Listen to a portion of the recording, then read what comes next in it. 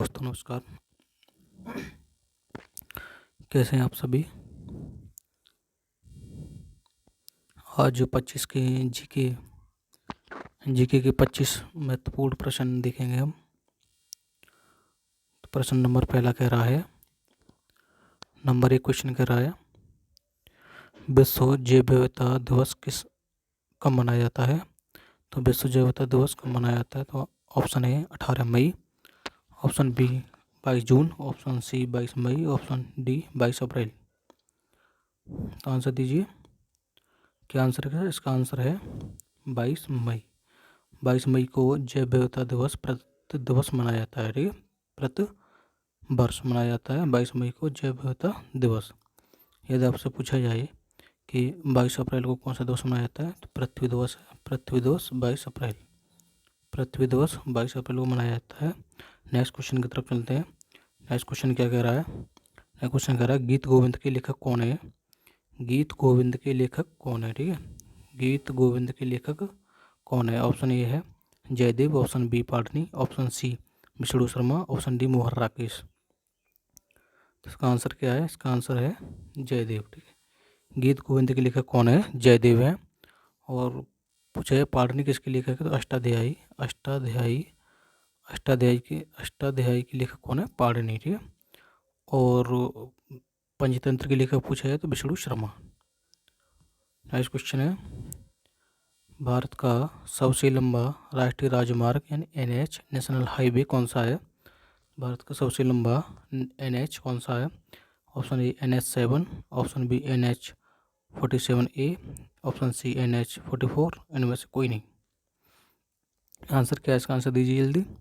इसका आंसर है भारत का सबसे लंबा एनएच कौन सा है, NH44। ठीक है, भारत का सबसे छोटा एनएच पूछा जाए तो वो कौन सा है, वो है NH47A। ठीक है, नेक्स्ट क्वेश्चन की तरफ चलते हैं। नंबर 4, पारमाणिक क्रांति का संबंध किससे है। पारमाणिक क्रांति का संबंध किससे है। ऑप्शन ए टमाटर, ऑप्शन बी आलू, ऑप्शन सी भिंडी, ऑप्शन डी गाजर। तो इसका आंसर क्या है, यानी बोलिए। पारमाणिक क्रांति का संबंध किससे है, तो इसका संबंध है किससे, भिंडी से। ठीक है, भिंडी से पारमाणिक क्रांति का संबंध है। और पूछा जाए आपसे लाल क्रांति पूछा है तो टमाटर प्लस मांस से संबंधित है लाल क्रांति, टमाटर और मांस से। ठीक है, और आलू से पूछा है तो आलू से गोल क्रांति के संबंध है आलू से। ठीक है, नेक्स्ट क्वेश्चन है नंबर 5, कांडला बंदरगाह किस राज्य में स्थित है। कांडला बंदरगाह किस राज्य में स्थित है। कांडला बंदरगाह का नाम दूसरा नाम क्या है। कांडला बंदरगाह का दूसरा नाम है पंडित दीनदयाल उपाध्याय बंदरगाह।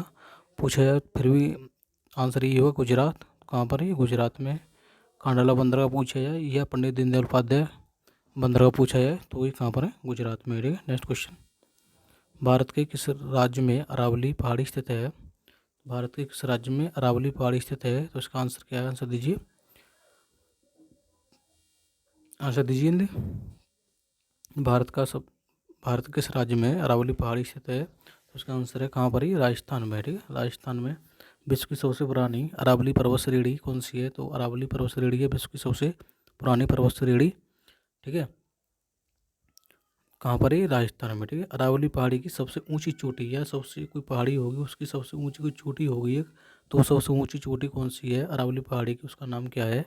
उसका नाम है गुरु शिखर यानी अरावली पहाड़ी की सबसे ऊंची चोटी कौन सी है, गुरु शिखर। कहाँ पर है ये राजस्थान में अरावली पहाड़ी के ऊपर है। ठीक है, और इसकी ऊंचाई पूछी जाए, ऊंचाई यानी हाइट पूछी जाए तो कितनी है, 1722 मीटर इसकी ऊंचाई है। नेक्स्ट क्वेश्चन की तरफ चलते हैं। प्रश्न नंबर 7 कह रहा है, सिपगिला दर्रा भारत के किस राज्य में स्थित है।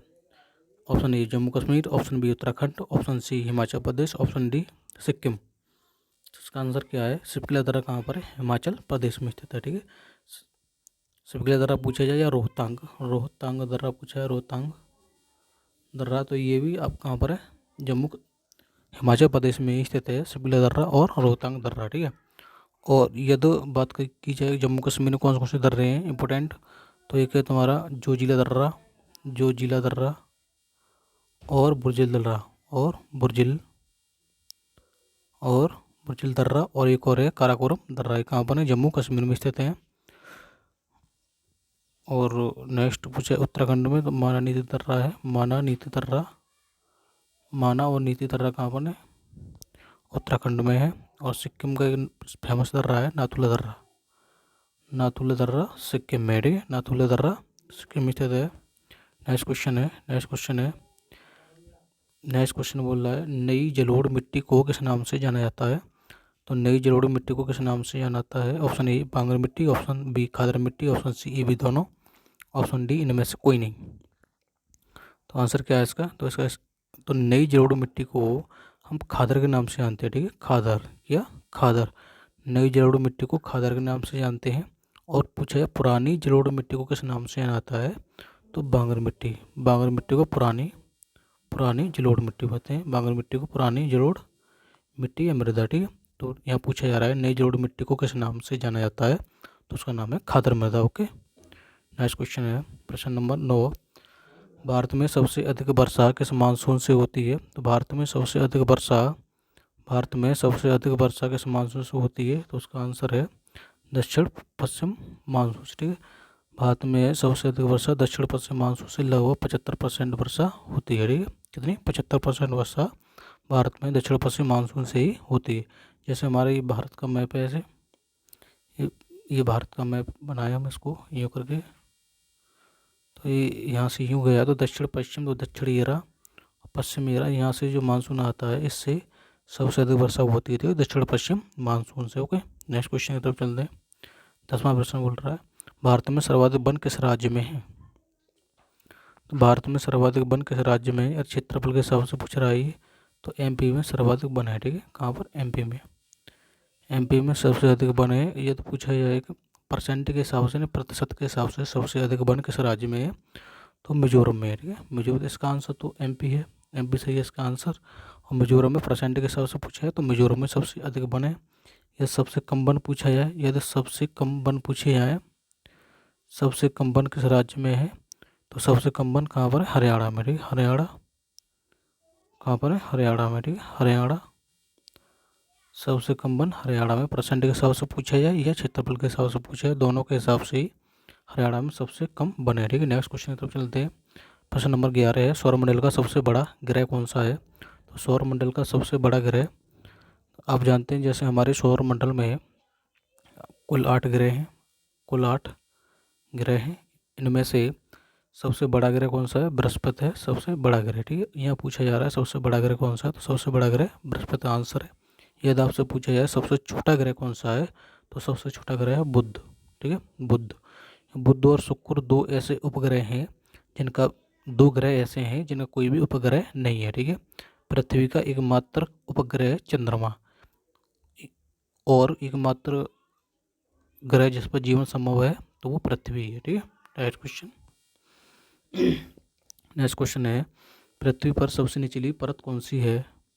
या निचला मंडल कौन सा है?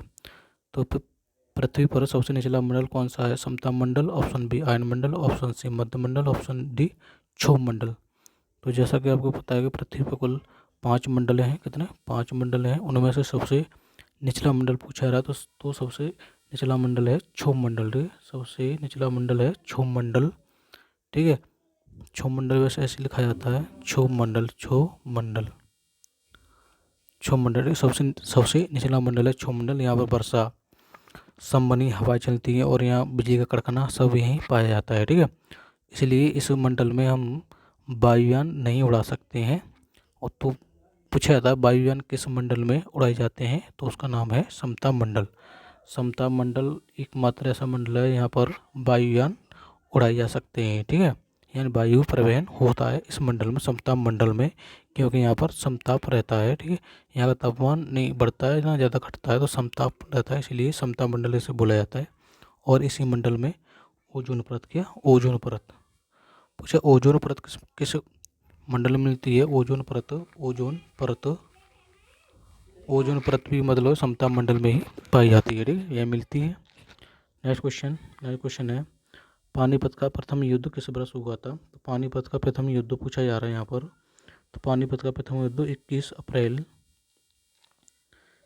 अप्रैल 1526 को बाबर और इब्राहिम लोदी के बीच हुआ था, जिसमें बाबर विजयी रहा, ठीक है। पानीपत का प्रथम युद्ध कब हुआ था? 21 अप्रैल 1526 को हुआ था, जिसमें बाबर विजयी रहा था और इब्राहिम लोदी हार गया था, ठीक है। नेक्स्ट क्वेश्चन है सबसे पुराना पूछ रहा है। सबसे पुराना वेद कौन सा है? तो सबसे पुराने वेद की बात की जा रही है यहाँ पर। तो आपको पता है कि हमारे प्राचीन काल में कुल 4 वेद थे, चार वेद थे, जिसमें सबसे पुराना वेद की बात की जा रही है। तो यहाँ पर है ऋग्वेद वेद सबसे पुराना है, और सबसे नया वेद पूछा जाए या सबसे बाद का वेद पूछा जाए तो वह अथर्ववेद है, ठीक है। यदि आपसे पूछा है कि किस वेद में संगीत का उल्लेख है, संगीत यानी संगीत से संबंधित कौन सा वेद है, तो उसका नाम है सामवेद, ठीक है। सा से संगीत, ठीक है। तो यहाँ पूछा रहा है सबसे पुराना वेद कौन सा है, तो सबसे पुराना वेद है ऋग्वेद, ओके। नेक्स्ट क्वेश्चन बोल रहा है गौतम बुद्ध ने अपने उपदेश किस भाषा में दिए थे? ऑप्शन ए पाली है, ऑप्शन ए हिंदी है, ऑप्शन बी पाली, ऑप्शन सी प्राकृत है, ऑप्शन डी संस्कृत है। तो बताइए आंसर इसका क्या है? तो गौतम बुद्ध ने अपने उपदेश किस भाषा में दिए थे, क्वेश्चन पूछा जा रहा है यहाँ पर। तो गौतम बुद्ध ने अपने उपदेश पाली भाषा में दिए थे। किस भाषा में दिए थे? पाली भाषा में, ठीक है। पाली भाषा में दिए थे अपने उपदेश, गौतम बुद्ध ने अपने उपदेश पाली भाषा में दिए थे, ठीक है। नेक्स्ट क्वेश्चन बोल रहा है प्रश्न नंबर 16 है प्राचीन काल में 16 महाजनपदों में से उत्तर प्रदेश में कितने जनपद स्थित थे, ठीक है। जैसा अभी वर्तमान में जनपद होते हैं, जिला होते हैं, उससे बड़े थोड़े पहले महाजनपद हुआ करते थे। उसमें से पूछा जा रहा है उत्तर प्रदेश में पूरे भारत में 16 थे, उसमें से उत्तर प्रदेश में कितने महाजनपद थे? तो क्वेश्चन पूछा तो उसमें था आंसर है इसका 8, ठीक है। कितने थे? 8 थे। उत्तर प्रदेश में ओनली 8 थे और बकाया 8 अन्य राज्यों में फैले हुए थे, ठीक है। और ये क्वेश्चन पूछा जाता है कि भारत का एकमात्र कौन सा महाजनपद था जो दक्षिण भारत में स्थित था? कहाँ पर? दक्षिण भारत में स्थित था। तो उसका नाम क्या है? उसका नाम है असमक, ठीक है। असमक एकमात्र ऐसा महाजनपद था जो दक्षिण भारत में स्थित था, ओके। नेक्स्ट क्वेश्चन की तरफ चलते हैं। नेक्स्ट क्वेश्चन है प्रश्न नंबर 17 मौर्य वंश का संस्थापक पूछा जा रहा है यहाँ, ठीक है। मौर्य वंश का संस्थापक कौन था? मौर्य वंश के संस्थापक की बात करें तो option A Chandragupta Maurya, option B Samudragupta, option C Ashoka, option D इनमें से कोई नहीं। तो मौर्य वंश का संस्थापक था तुम्हारा चंद्रगुप्त मौर्य, ठीक है। मौर्य वंश का संस्थापक था चंद्रगुप्त मौर्य। आंसर क्या है? ये ऑप्शन सही है इसका, चंद्रगुप्त मौर्य मौर्य वंश का संस्थापक था, ठीक है। और अशोक इस वंश का सम्राट था, यानी चर्चित राजा था इस वंश का, ठीक है। तो नेक्स्ट क्वेश्चन की तरफ चलते हैं। तो इसका आंसर क्या है? A option Chandragupta Maurya. Next question है कनिष्क किस वंश का प्रतापी राजा था? आंसर दीजिए, कनिष्क किस वंश का प्रतापी राजा था?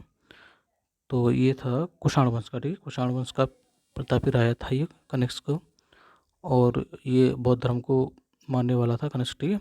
या पूछे है कनिष्क किसका अनुयायी था? तो ये बौद्ध धर्म का अनुयायी था, ठीक है। ये बौद्ध धर्म को मानता था। नेक्स्ट क्वेश्चन है 19वां क्वेश्चन बोल रहा है विक्रमशिला विश्वविद्यालय का संस्थापक कौन था? तो क्वेश्चन नंबर 19 है विक्रमशिला विश्वविद्यालय का संस्थापक कौन था? तो ऑप्शन ए है गोपाल, ऑप्शन बी है महिपाल, ऑप्शन सी है धर्मपाल, ऑप्शन डी है रामपाल, ठीक है। तो यहाँ पे बताइए आंसर क्या है इसका आंसर है धर्मपाल, ठीक है। विक्रमशिला विश्वविद्यालय का संस्थापक था धर्मपाल। यदि आपसे पूछा जाए कि ओदंतपुरी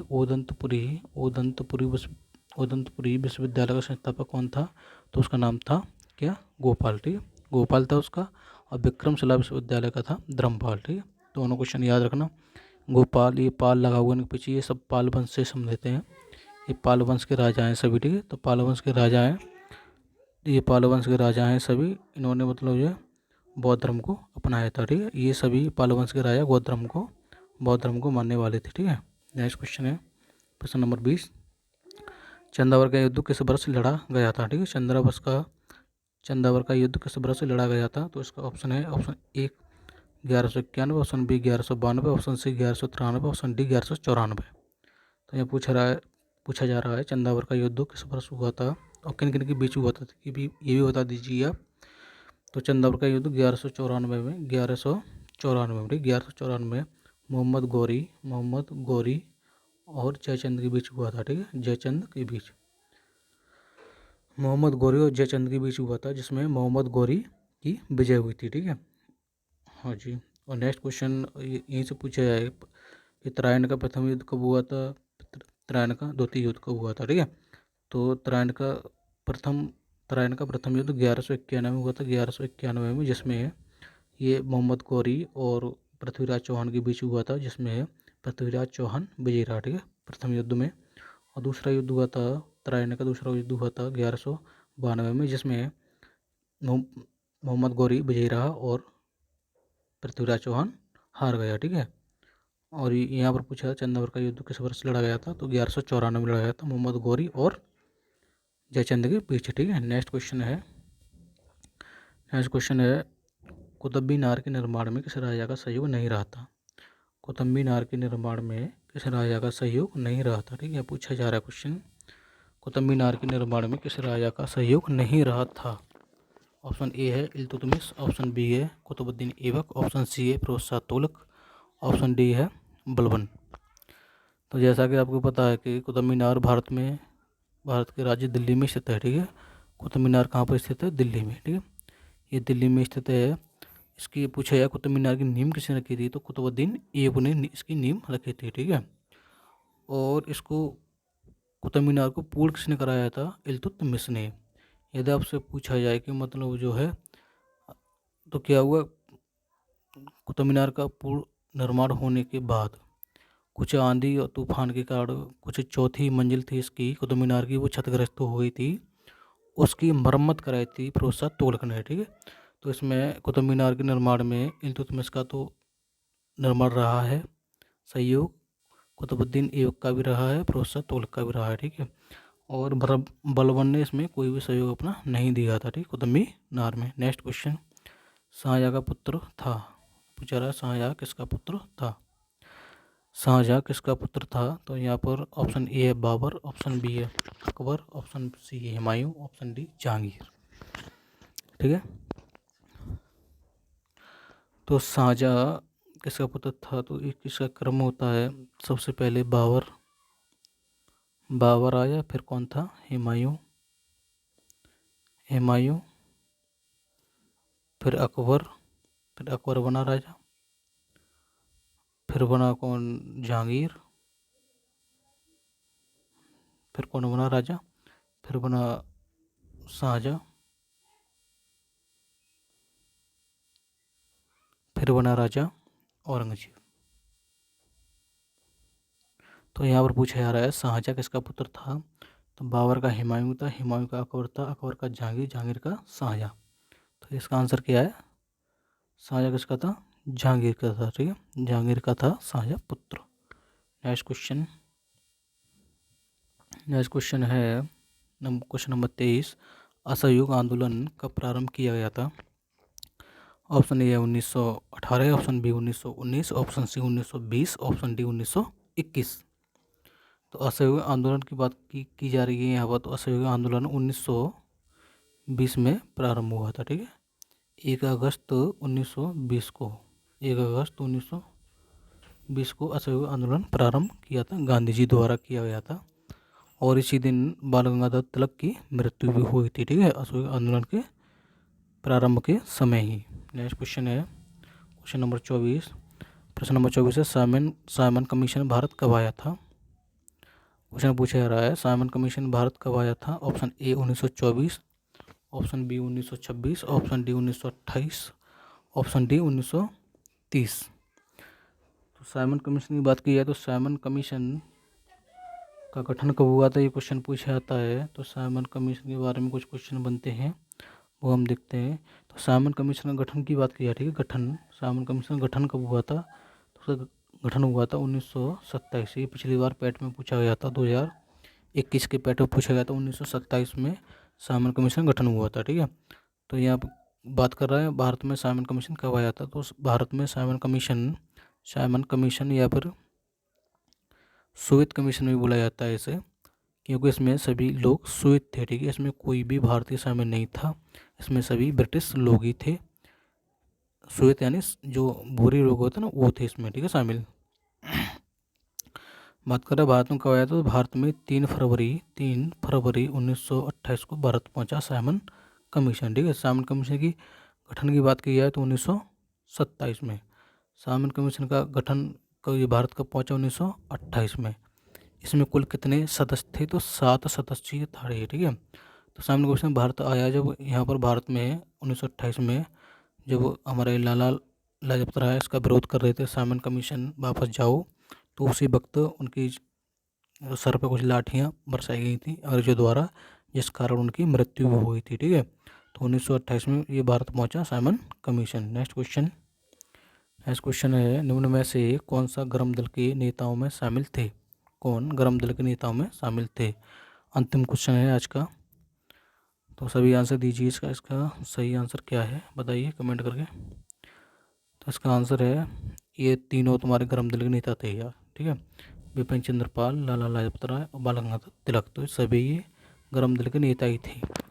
गर्म दल के नेता और नरम दल के नेता। तो गर्म दल के नेता जो ऐसे थे जो अपना काम मतलब जो है अपने दम पर ही करते थे, और नरम दल के नेता वो क्या, अंग्रेजों से अपना काम पत्र वगैरह लिख लिख के कराते थे, और ये धुआंधार लड़ाई वगैरह से अपना काम चलाते थे, ठीक है।